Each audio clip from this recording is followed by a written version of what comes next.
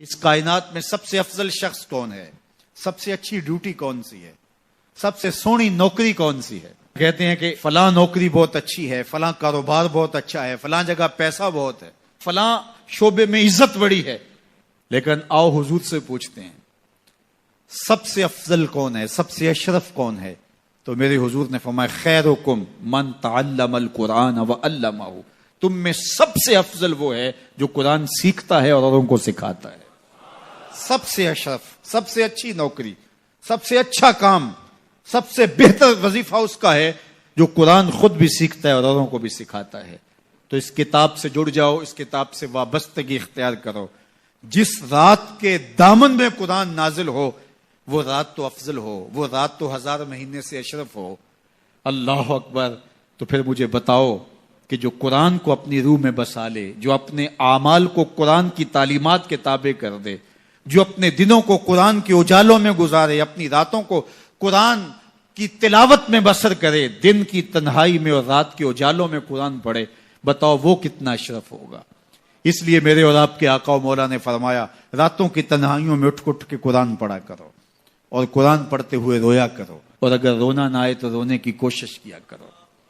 کوشش کیا کرو، رقت پیدا ہو جائے تمہیں قرآن کی تلاوت کرتے کرتے. حضرت داتا گنج بخش علی حجویری علیہ رحمہ سے ایک مرید نے کہا حضرت اگر رونے کی کوشش کریں پھر بھی رونا نہ آئے، فرمایا پھر اپنے مقدر پہ رویا کرو. تم اتنے سنگ دل ہو گئے ہو کہ تمہاری آنکھیں آنسوں کا خراج نہیں دیتی ہیں. تو اس کتاب کے ساتھ جڑ جاؤ، تعلق کو مضبوط کر لو، اور اس کتاب سے وابستگی تمہیں دنیا آخرت کی بہتری کی ضمانت فراہم کرے گی. اور یہ کتاب زندہ ہے، اس کا پیغام کبھی فرسودہ نہیں ہوا، اس کا پیغام کبھی پرانا نہیں ہوا.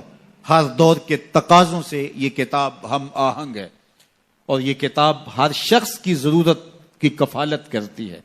اور پھر اللہ نے اس کو اتنا آسان کیا ہے، اتنا جامع بنایا ہے کہ ہر طبقہ زندگی کے شخص کے لیے قرآن کافی ہے، ہر شخص کی ضرورت کا کفیل ہے. اس کو ایک عام شخص پڑھے تو اس کو بھی نور ملتا ہے، ایک نقطہ بین شخص اس قرآن کا مطالعہ کرے تو اس کو بھی روشنی ملتی ہے، ایک فلسفی پڑھے تو محروم وہ بھی نہیں ہوتا. جو بھی اس قرآن سے پڑھے، دیکھیے کچھ کتابیں ایسی ہوتی ہیں وہ بچوں والی ہوتی ہیں، جو پڑھے لکھے لوگ ہیں ان کی کوئی دلچسپی وہاں نہیں ہوتا، الف انار اور بے بکری میں انہیں کوئی دلچسپی نہیں ہوتی. اور جو بڑی کتابیں ہیں بچوں کی سمجھ سے ورا ہوتی ہیں. لیکن یہ واحد قرآن ہے، جس طبقے کا شخص بھی پڑھے، ان پڑھ پڑھے تو اس کو بھی نور ملتا ہے. میں دیکھتا ہوں تلاوت چل رہی ہوتی ہے اور تلاوت عربی میں ہے، اور بندہ عربی جانتا نہیں ہے وہ بھی جھوم رہا ہوتا ہے، اس کو بھی حظ مل رہا ہوتا ہے. یہ کتاب ہر طبقہ زندگی کو روشنی دیتی ہے. یہ قیامت تک آنے والی انسانیت کے لیے رشد و ہدایت کا صحیفہ ہے. اس کتاب سے جڑ جانے سے بلندیاں نصیب ہوتی ہیں. جس رات کو یہ کتاب اترے وہ رات تو لیلۃ القدر کہلائے. اور جو شخص اس کتاب سے وابستہ ہو جائے اور اس کتاب کو اپنی روحوں میں سمو لے، وہ ذی قدر کیوں نہیں ہوگا، وہ عزت کا مالک کیوں نہیں ہوگا، وہ شانوں اور عظمتوں کا مالک کیوں نہیں ہوگا. تو آئیے میں اور آپ اس رات کی ان خوبصورت پہنائیوں کے اندر اور ان حسین لمحوں کے اندر کتاب اللہ کے ساتھ جڑنے کا عزم کر کے اللہ کے حضور دعا کے لیے ہاتھ پھیلائیں کہ اے اللہ ہمیں اس کتاب کے ساتھ جوڑ دے. یہ کتاب زندگی بخش ہے، اللہ پوری امت کو اس کتاب کے ساتھ جوڑ دے. اقبال کہتے ہیں فاش می گوئم آنکھ در دل مزمرست، این کتاب نیز چیزیں دیگرست. جو میرے اندر چیز چھپی ہوئی ہے اس کو کھل کے اگر بتاؤں، یہ کتاب نہیں، یہ کوئی اور ہی شے ہے.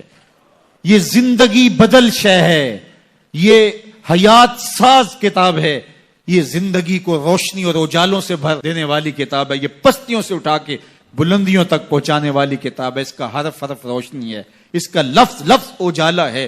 یہ زندگی کو زندگی کا حقیقی نور دینے والی کتاب ہے. اس سے جڑنے والے کبھی محروم نہیں ہوتے، سرخرو اور سربلند ہوتے ہیں. اللہ ہمیں اس کتاب رحمت سے جڑنے کی اور جڑے رہنے کی توفیق عطا فرما، اور اس امت کو اس کتاب کے ساتھ وابستگی اللہ نصیب کرے. اس ویڈیو کو شیئر ضرور کیجئے، ہو سکتا ہے آپ کے ایک شیئر سے یہ بات کسی کے دل میں اتر جائے. جزاک اللہ.